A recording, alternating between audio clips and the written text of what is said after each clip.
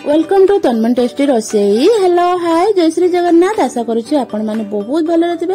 मुझे आपण नहीं आसी भजी स्टाइल बाहागर स्टाइल खीरी बनई देखेबी। गोटे बहुत अल्प समय बनई देखेबी कारण आपड़ जाथे भजी स्टाइल खीरी बनवाई आमको टाइम लगे 45 मिनट रु गोटे घंटा, किंतु मुझे को 20 रु 25 मिनट भितर बनई देखेबी एवं अल्प समय केमिति राबिड़ी भाया कलर आसो यार टेस्ट पूरा राबिड़ी खीरी भाई केमिति लगे आप वीडियो को फुल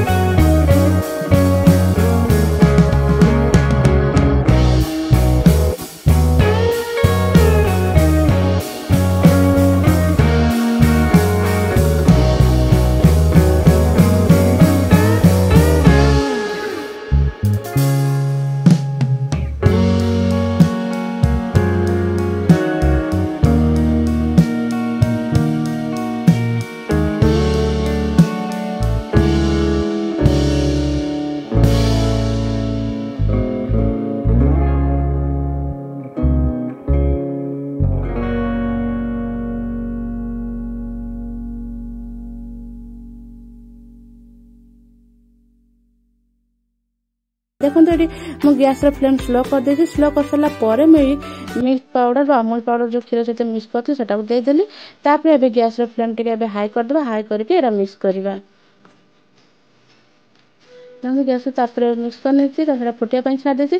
नेक्स्ट आपको देखो जो चाउलटा आम जो सीझे प्रेसर कुकर चाउलटा काढ़ी देखो देखो चाउलटा के बढ़िया सीझी जाती कारण आम चाउलटा को अलरेडी भांगी देते हाथ साहाଯ୍य पूरा छोट छोट करदे चाउलटा बहुत जल्दी सीझी देखो मुझे आउ थे चटु साहाଯ୍य आउ थे मैश कर नौची। आप मेसर भी मेस करेंगे कारण आम चाउलटा सीझी जाती भले चटु साहाଯ୍य पूरा सहजरे हो जाए। देखो एमती मेस कर दूसरी कारण एमती मेस कले आम क्षीर सहित मिक्स होगापी बेस समय लगभग। तापर देखो मुझे क्षीरटा जो फुटुची से क्षीर चाउल गुड़ाक देदेली देदेकी भल कि मिक्स करनवा। देखो एमती पूरा भल कि मिक्स करदे। तापर 5-10 मिनट भल कि फुटाई ने। ଦେଖନ୍ତୁ ଏଇଟା 5-10 ମିନିଟ୍ ହେଇଛି। କ୍ଷୀର ଆଉ ଚାଉଳ ପୁରା ଭଲ କି ମିକ୍ସ ହେଇଯାଇଛି। ତାପରେ ଦେଖନ୍ତୁ ମୁଁ ସେ ସାଇଡ଼୍ରେ ଯେଉଁ ସର ଗୁଡ଼ା ଲାଗୁଛି ସେ ସର ଗୁଡ଼ାକ କାଢ଼ିକି ମୁଁ ସେ କ୍ଷୀର ସହିତ ମିଶାଉଛି। ତାପରେ ଦେଖନ୍ତୁ ମୁଁ ଏଠି କିଛି ଗୁଜୁରାତି ଗୁଣ୍ଡ ଦେଇଦେଉଛି, କାରଣ ଗୁଜୁରାତି ଗୁଣ୍ଡ ଦେଲେ ଏହାର ଫ୍ଲେଭରଟା ବହୁତ ବଢ଼ିଆ ଆସିଥାଏ, ବାସ୍ନାଟା ବହୁତ ବଢ଼ିଆ ଆସିବ ପାୟସରେ ବା କ୍ଷୀରିରେ।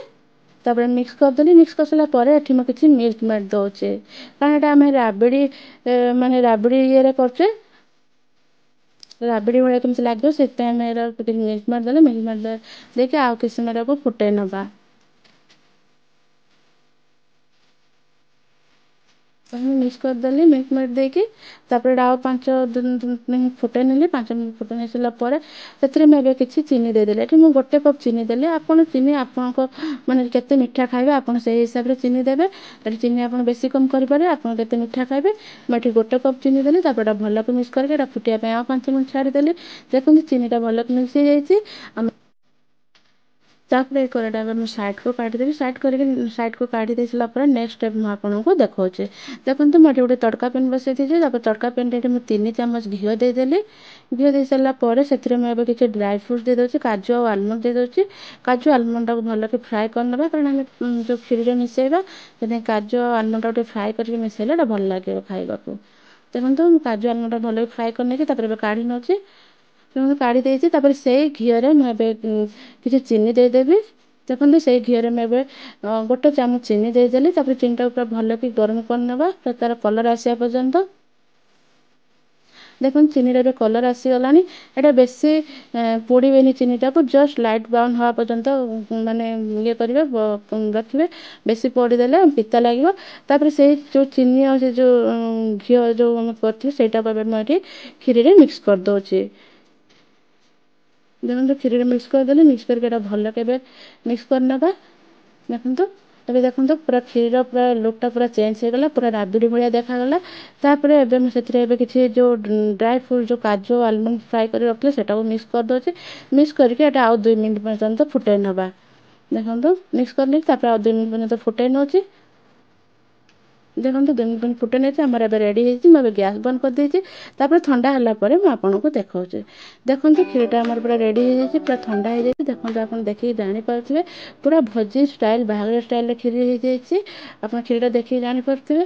ଦେଖନ୍ତୁ ବା ଏଇଟା ବେଶୀ ମାନେ ବହଳିଆ ହେଇନି ବା ବେଶୀ ଇଏ ହେଇନି, ପାଣିଆ ହେଇନି। ଆପଣ ବେଶୀ ବହଳିଆ କରିବେନି କ୍ଷୀରିଟାକୁ, କାରଣ କ୍ଷୀରିଟାକୁ ବେଶୀ ବହଳିଆ କଲେ ସେ ଥଣ୍ଡା ହେଲା ପରେ ପୁଣି ଆହୁରି ମାନେ ବହଳିଆ ହେଇଯିବ।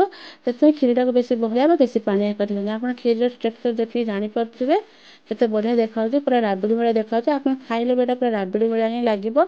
ଆପଣ ନିଶ୍ଚୟ ଏମିତି ଟ୍ରାଏ କରନ୍ତୁ। ଦେଖନ୍ତୁ କେତେ ଅଳ୍ପ ସମୟରେ ଆମର କ୍ଷୀରି ପ୍ରସ୍ତୁତ ହେଇଗଲା। ନିଶ୍ଚୟ ଏମିତି ଥରେ ଟ୍ରାଏ କରନ୍ତୁ ଆଉ ନିଜେ ଖାଆନ୍ତୁ, ସମସ୍ତଙ୍କୁ ଖୁଆନ୍ତୁ। ଆଉ ଯଦି ମୋ ଭିଡ଼ିଓଟା ଆପଣଙ୍କୁ ଟିକେ ବି ଭଲ ଲାଗିଥିବ ତାହେଲେ ଲାଇକ୍, ସେୟାର, ସବସ୍କ୍ରାଇବ୍ କରିବାକୁ ବିଲକୁଲ ବି ଭୁଲିବେନି। ଆଉ ଫାଷ୍ଟରୁ ଲାଷ୍ଟ ପର୍ଯ୍ୟନ୍ତ ଭିଡ଼ିଓଟା ଦେଖିଥିବାରୁ ବହୁତ ବହୁତ ଧନ୍ୟବାଦ। ରହିଲି, ବାଏ।